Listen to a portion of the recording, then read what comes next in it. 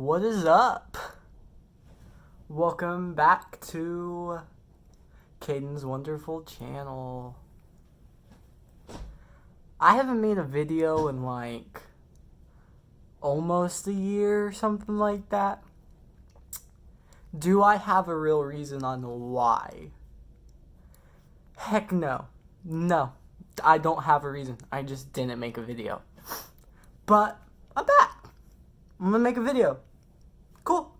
So I figured, since Spider-Man is my all-time favorite superhero, and I've done 2 other Spider-Man videos already, I figured why not rank all the Spider-Man movies? And I am only counting just solo Spider-Man movies, not movies featuring Spider-Man. So Captain America Civil War, Avengers Endgame, and Avengers Infinity War will not be on this list. And I will not be counting spin-off movies. So Venom is also not going to be on this. So I'm only doing the solo Spider-Man movies, and let's get into it. And by far, the worst Spider-Man movie is The Amazing Spider-Man 2. Okay, this movie is a huge mess. Yeah, that's about it. It's a huge mess. And Sony had one reason for this movie even existing, and that was so they can do a whole bunch of spin-off movies. So at a point in the movie, they kind of set up the idea of the Sinister Six having their own movie. So, yeah, that's what The Amazing Spider-Man 2 was for. To set up a whole bunch of spin-offs. Because, Sony, they be greedy with they Spider-Mans. They really do. Like, they don't care about the character as much as they do money. Like, it's crazy, but I don't know. A lot of things are like that, but Sony's main reason behind this is money, spin-offs. Yeah, and among that, the movie is just a mess, even plot-wise and character-wise, because, there's 2 villains in this, primarily. You have Electro and the Green Goblin, and in Spider-Man movies, they don't tend to go well with multiple supervillains. And we'll get on that later with another one of the movies on this list. But yeah, The Amazing Spider-Man 2 is by far the worst Spider-Man movie, but I can still watch it. And the thing with Spider-Man movies is I don't hate them. I can watch them and I can have fun because it's Spider-Man, But yeah, Amazing Spider-Man 2 by far is the worst solo Spider-Man movie. And moving on to the second worst one is The Amazing Spider-Man. Yeah.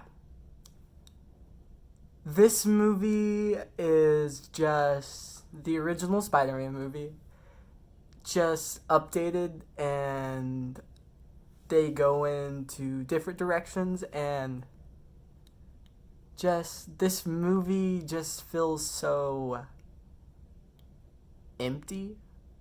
Like, there's really not that much, like, Spider-Man in the movie, It's just mainly Peter Parker and the character of Peter Parker, which would be awesome if they did everything good. But they didn't, because this movie just feels so bland and just so unoriginal, and the direction in it is just like, I don't know how to explain it. There's just no, like, flavor, I guess. Like, it's just a movie, and it feels like, for the most part, it's a music video. Like, the way everything is shot and handled, it feels like a music video. It really does. And the movie is just, it's all over the place, and it doesn't know what it's trying to do. But the director, Mark Webb, that's his name. Yeah, that's his name. I think Mark Webb did direct The Amazing Spider-Man. I could be wrong. But prior to the Amazing Spider-Man movies, he directed 500 Days of Summer. So you go from 500 Days of Summer, this is really, really great character study movie, rom-com type thing. And then you go straight to The Amazing Spider-Man, a big budget superhero movie. And it didn't work because, it's Sony and I don't know. So moving on, the next one is Spider-Man 3. I freaking love Spider-Man 3. But it is a bad movie. But it is an enjoyable movie if you watch it just as mindless, cheesy fun. Because if you watch it like that, the movie's brilliant. It really is, because the movie is a mess. But it's a fun mess because the dialogue in it, classic. Just classic dialogue. And it has just the greatest amount of Sam Raimi cheesiness ever. And I feel like with this movie, because the movie had so much stuff wrong with production. Like, this movie was in production hell for the longest time, and everybody was arguing with Sam Raimi for creative differences, because originally Sam Raimi did not want to have as many supervillains as there were in the movie. So the way Venom is treated in the movie isn't very well because it was last minute. And you can tell that for the most part, Raimi wanted to focus on James Franco as, Goblin Jr. And the studio didn't like that idea. So they were like, Sandman, Venom, go at it. And it's just like, it's a mess. The movie is a mess. But within this mess is just the greatest amount of fun ever. Because the lines in this movie, I can quote this movie a lot. Because there is just so many great lines. Like, there's a line where Peter is taken over by the symbiote. And he is walking into his apartment building. And the landlord is saying something to him. And he's just like, rent. And then he snaps on him. And Peter's just like, you'll get this. Wait a minute. You'll get your rent when you fix this damn door. And he just slams it. And it's great. Or there is obviously the amazing dancing scene where he gets a suit and he's just dancing in the street. And it's just so cheesy. But it's so freaking fun. Like, it really is. And it's great. And there's a scene where he's trying to make Mary Jane jealous by getting with Gwen Stacy at a restaurant she waitresses at, and he plays the piano and he's like, now dig on this, and he's snapping and stuff, and it's so much fun. And in that sense, Spider-Man 3 is great. But in the actual sense of being a movie, it is a huge mess. And it's a disappointment coming out of the first Spider-Man movie and the second Spider-Man movie, which are freaking awesome. And Sam Raimi did such a great job on it. But for what he was going through and for all the stuff he was fighting for, Spider-Man 3 is still alright. And coming up next is Spider-Man Far From Home. This might be surprising to some people, but Spider-Man Far From Home is not bad whatsoever. But I just believe all the other Spider-Man movies are better. But for what it is, Spider-Man Far From Home is a great sequel to the MCU Spider-Man movies.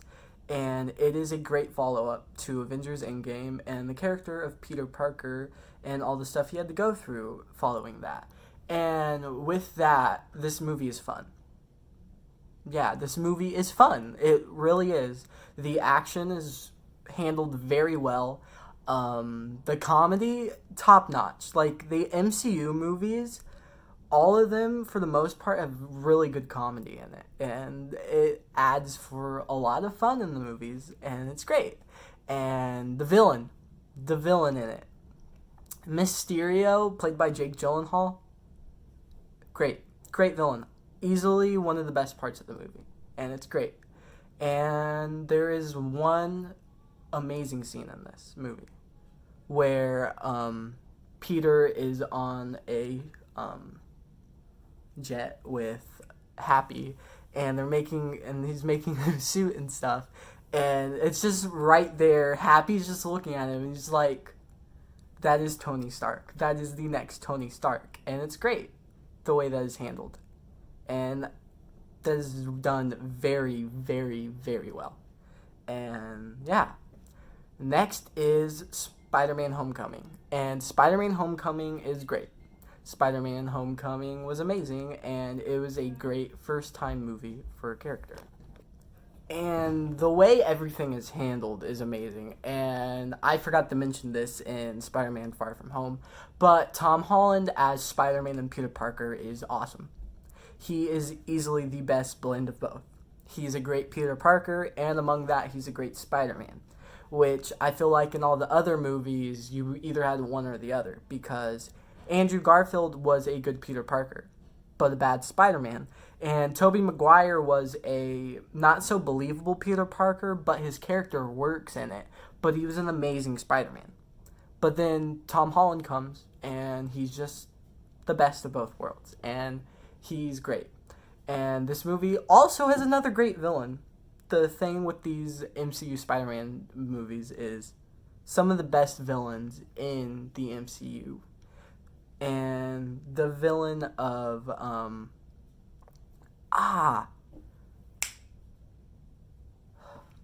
Vulture, that's his name, I think, probably. But the villain of Vulture in it, played by Michael Keaton, amazing, great. And there's a twist in it, and it's really great, and the way everything's handled in the movie is great. My only real problem with this movie is there's not that many Spider-Man moments, because the one thing Spider-Man movies have to have is heart, and there's very little heart in this movie, I guess. There is one just fantastic scene that's like, this is Spider-Man, and it's the scene where Peter is being crushed by all this rubble on him, and he is just freaking out, and he's screaming for help, and the scene's so powerful, and then like he lifts everything up because it proves that he's Spider-Man without the suit, which is kind of the whole point of the movie, is for him to figure out that he can be Spider-Man without the suit. And in that sense, the movie is awesome. It really is. And next is OG Spider-Man. OG Spider-Man, directed by Sam Raimi, is beautiful. One of the best origin story movies ever. And Tobey Maguire in the movie is awesome. And Green Goblin as a villain, oh my gosh. Best Spider-Man villain we will ever get in a live-action movie. Honestly, Willem Dafoe as Green Goblin, nothing can top that. He is top 3 super villains in a live-action movie. Like, he really is. And everything in Spider-Man is handled so well. Like, very, very well. And for what it did at the time, it was great. And for what they could do with special effects, it was great. Now, does this movie hold up as well special effect wise? No, not that much. But if you can look past that, the movie holds up so well, and it's great. It really is, and it adds for some of the all-time best Spider-Man moments. And it's a good movie. Great movie. And up next is Spider-Man 2. Spider-Man 2 will and always will be the best live-action Spider-Man movie. The way everything is handled in this movie is amazing. The only downfall with this movie, coming off from the first Spider-Man movie, is the villain. Doc Ock isn't a as flesh-out supervillain. Like, his character in it is just, he's there to be the bad guy. His motives aren't as good. Like, you sort of understand why he's doing what he's doing, but then again, it's just like, it's not as believable, I guess. But other than that, this movie is amazing character-wise. What they did with Peter Parker's character in this is amazing. And it's great. And then you have the scene on the bus, like the train station. That scene is powerful. That is a just top-notch Spider-Man moment. And just Spider-Man 2 is a great film. Character-wise, action-wise, and just Spider-Man-wise. It's very good. And it's second best, and it is the best live-action Spider-Man movie. And coming in at number 1 is, of course, Spider-Man Into the Spider-Verse. Sony redeemed themselves with this movie. They did, because this movie is amazing in every single way possible. The animation in this movie is brilliant, because the way they animate this movie is just so vibrant and colorful, and it's like the pages of a comic book are coming to life, and they're popping right at you. Everything in this movie is just handled so well. Character-wise, everything is amazing. Action-wise, everything is amazing. And just Spider-Man moments everywhere. There are Spider-Man moments everywhere in this movie. Like, you can't get enough of it. And it's amazing what they were able to do with this movie. And it blew me away. It honestly did. And I rewatched all the Spider-Man movies before doing this video. And this movie gets better every watch. It really does. And it is just such a incredible movie. It is such an incredible Spider-Man movie. And it's just amazing. It really is. It is easily one of the greatest animated movies of all time. And it is the greatest Spider-Man movie of all time so far. And it is great. Everything in the movie is great. And I love it so freaking much. And it is the best Spider-Man movie, in my opinion.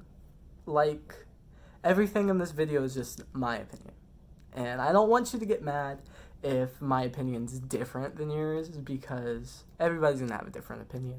But this is my opinion on the ranking of the Spider-Man movies.